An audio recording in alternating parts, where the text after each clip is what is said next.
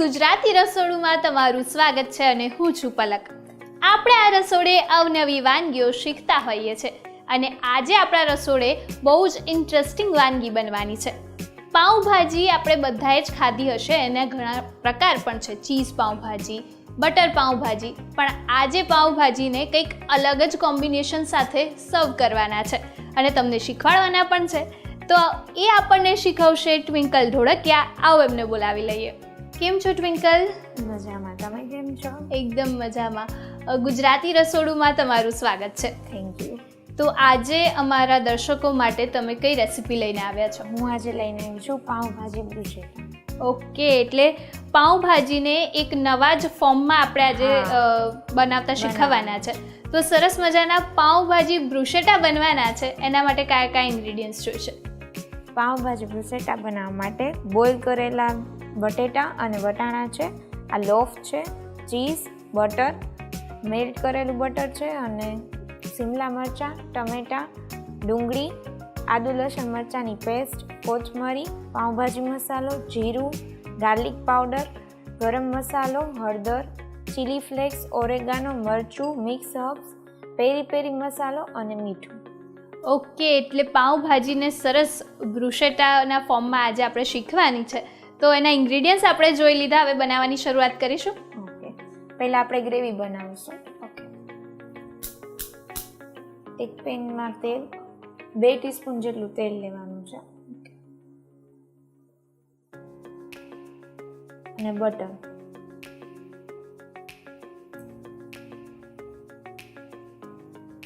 Butter કેટલું લીધું છે આપણે? હાફ બટર લીધું છે. ઓકે, એટલે લગભગ 50 ગ્રામ જેટલું. હાફ 50 ગ્રામ. હા, અને ગરમ થવા દેવાનું છે. એટલે આની જે ગ્રેવી છે એ પાઉંભાજી જેવી બનશે અને આપણે એને સર્વ કરીશું બ્રુશેટાના ફોર્મમાં. ઓકે, હવે આપણું આ બટર ને તેલ ગરમ થઈ ગયું છે, તો પહેલાં આપણે જીરું એમાં એડ કરીશું, 1 ટીસ્પૂન જેટલું. પછી એમાં આદુ લસણ મરચાંની પેસ્ટ 2 ટીસ્પૂન. આ થોડીક વાર સતળાઈ જાય એટલે એમાં આપણે ડુંગળી એડ કરીશું, ઝીણી સમારેલી છે. ઝીણી સમારેલી 1 કપ જેટલી. ઓકે, ડુંગળીને ડાર્ક બ્રાઉન થવા દઈશું આપણે. મોટાભાગે પાઉંભાજી આપણા ઘરોમાં જ્યારે બહુ બધા મહેમાન આવવાના હોય કે કંઈ હોય ત્યારે વધારે બને. આમ તો રેગ્યુલર બનતી જ હોય, પણ ત્યારે વધારે, કારણ કે એક તો બહુ જ સહેલી છે, ફટાફટ બની જાય, એમાં કંઈ રોટલીની કે એવી કંઈ જરૂર ના પડે, એટલે ફટાફટ સર્વ પણ થઈ જાય. અને બીજી કે ઓલમોસ્ટ બધાને ભાવતી જ હોય. અને અત્યારે અલગ અલગ વેરિયન્ટમાં આમાં પાલક નાખીને હવે ગ્રીન પાઉંભાજી પણ બહુ સરસ બને છે. હવે આપણી ડુંગળી થોડી ડાર્ક બ્રાઉન થઈ ગઈ છે. હવે આપણે શિમલા મરચાં એડ કરીશું.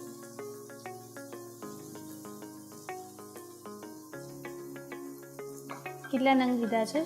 1 કપ જેટલો. 1 શિમલા મરચું આખું લઈ લેવાનું. ઓકે, હવે આપણે આમાં બધા મસાલા કરશું. પહેલાં સ્વાદ અનુસાર મીઠું,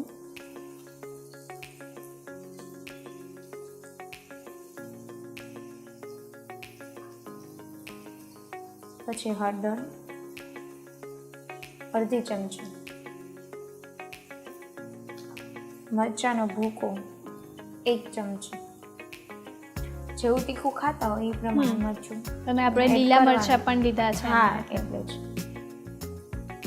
ગરમ મસાલો,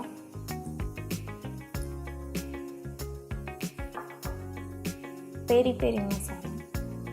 અરે વાહ, અલગ ટેસ્ટ આવે. 1 ચમચી પાઉંભાજી મસાલો અને 1 ચમચી મિક્સ હર્બ્સ. બધું નાખી અને હલાવી દેવાનું. હવે આમાં આપણે ટમેટા એડ કરીશું. 1 કપ જેટલા, 2 ટમેટા મેં લીધેલા છે. ઝીણા સમારીને. હા, ઝીણા. આપણે જે કેપ્સિકમ લીધા છે ને ટમેટા લીધા છે ને પૂરેપૂરા કૂક થવા દેવાના છે. પૂરે કૂક થવા દેવાના છે. ગ્રેવી થઈ જાય ને એટલા કૂક થવા દેવાના. હવે ઢાંકી દઈશું આપણે થોડી 10 મિનિટ માટે. હવે આપણે જોઈ લઈશું કે ગ્રેવી ચડી ગઈ છે કે નહીં. આને સ્મેશર વડે થોડુંક સ્મેશ કરી લેશું.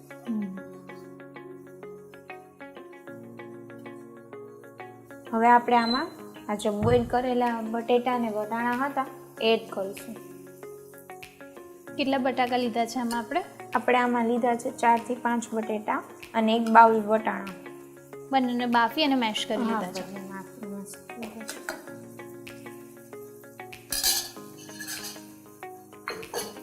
હવે આપણે આને હલાવી દઈશું સરખી રીતે. અને બહુ આપણે પાવભાજીની જે કન્સિસ્ટન્સી હોય છે એવી લિક્વિડ એકદમ નથી રાખવાની, ડ્રાય રાખવાનું. સ્મેશરથી છે ને થોડુંક સ્મેશ કરી એટલે બધું મિક્સ પણ થઈ જાય અને થઈ જાય એકદમ કન્સિસ્ટન્સી પણ મેન્ટેન થઈ જાય. હવે આમાં આપણે છે ને થોડુંક ચડવા માટે થઈને થોડુંક પાણી એડ કરીશું, અડધો કપ જેટલું.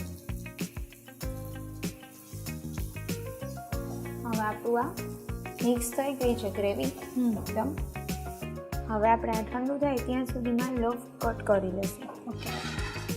અત્યારે આપણે ગાર્લિક લોફ લીધો છે. હા, ગાર્લિક લોફ લીધો. તમે સાદો લોફ બી યુઝ કરી શકો છો. આવી રીતે ક્યુબ કરશું. કદાચ કોઈ જગ્યાએ આપણે લોફ અવેલેબલ ના હોય તો આપણે સાદા જે બનાવે છે એમાં કરી શકીએ. હા, કરી શકો છો તમે લોફ અવેલેબલ.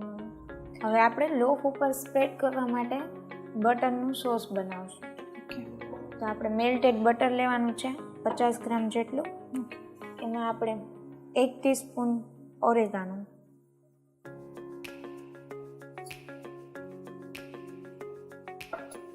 1 ટીસ્પૂન ચીલી ફ્લેક્સ અને આપણે ગાર્લિક લોફ યુઝ કરી છે એટલે ગાર્લિક પાવડર 1/2 ટીસ્પૂન. બાકી જો સાદો લોફ હોય તો 1 ટીસ્પૂન જેટલો ગાર્લિક પાવડર એડ કરવાનો.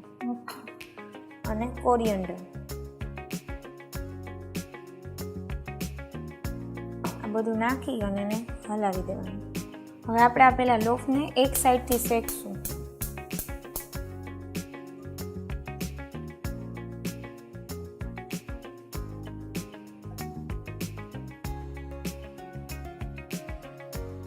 એમને બટર લગાવ્યા.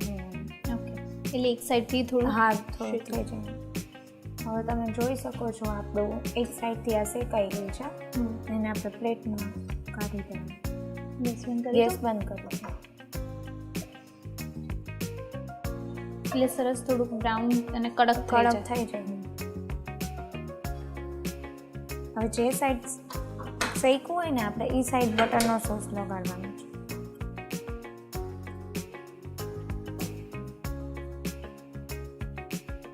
પાવભાજી તો બનતી જ હોય એટલે પાવભાજીને અગર આપણા પાસે આ લૂફ ના હોય ને સાદા પાવમાં પણ આવી રીતે સર્વ કરીએ તો મજા પડી જાય. આમાં પેરી પેરીનો મસાલો છે એટલે અલગ ફ્લેવર આપે. એની સાથે ઓરેગાનો મિક્સ હર્બ્સનો ટેસ્ટ આવશે એટલે એકદમ ઇટાલિયન ફ્લેવર પણ આવશે એની સાથે. હવે આપણા સોસ લગાડાઈ ગયો છે. હવે આપણે જે સ્ટફિંગ બનાવ્યું હતું એની ઉપર સ્પ્રેડ કરશું. આ બનાવતી વખતે ખાસ ધ્યાન રાખવાનું કારણ કે બહુ લિક્વિડી થઈ જશે તો આના ઉપર પ્રોપરલી સ્પ્રેડ નહીં થાય. એટલે જ આપણે પાણીનો યુઝ બહુ નથી કરતા. અને જ્યારે બાફીએ છીએ ત્યારે પણ વેજીટેબલ્સને ધ્યાનમાં રાખવાનું કે બહુ પાણી ન જાય. આમાં એક સારું છે કે આપણે ડાયરેક્ટ જે ખાઈ જ લેવાનું. ઓલું તો પાવભાજી ને પાવ ને બધું. અને આમાં પાવભાજીની જેમ બીજા કોઈ વેજીટેબલ્સ જેમ કે ફ્લાવર છે કે કોબી છે એવું કંઈ જ નહીં જોઈએ. આમાં ખાલી આપણે બટાટા અને મટર, ફ્લાવર ને એવું બધું પછી એડ કરશું તો આપણે સ્વાદ ને બધું અલગ થઈ જશે અને થોડી કન્સિસ્ટન્સી પણ ઢીલી થઈ જશે. બધે આમ વ્યવસ્થિત સ્પ્રેડ કરી દેવાનું. હવે સ્પ્રેડ થઈ જાય એટલે આની ઉપર આપણે ચીઝનું ખમણ કરી નાખશું.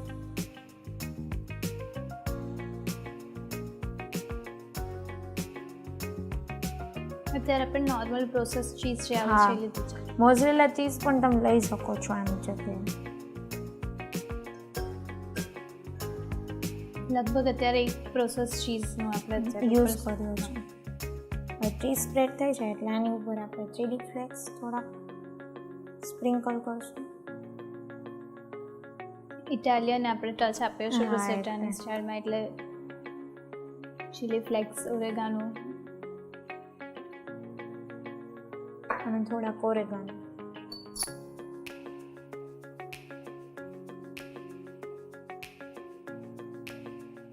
હવે એક પેન લેશું. હવે આપણે આને એક પેનમાં શેકશું.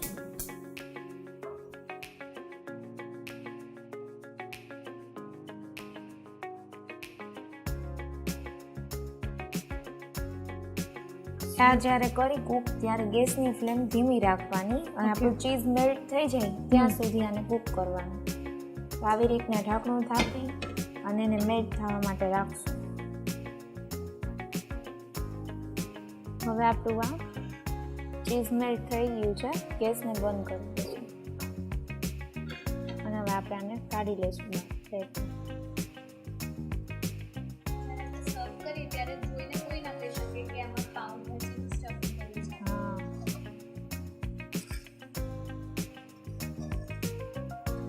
હવે આને આપણે સર્વિંગ પ્લેટમાં સર્વ કરીશું અને કોથમીર ગાર્નિશ કરીશું. તૈયાર છે આપણા પાઉંભાજી ભૂસેટા.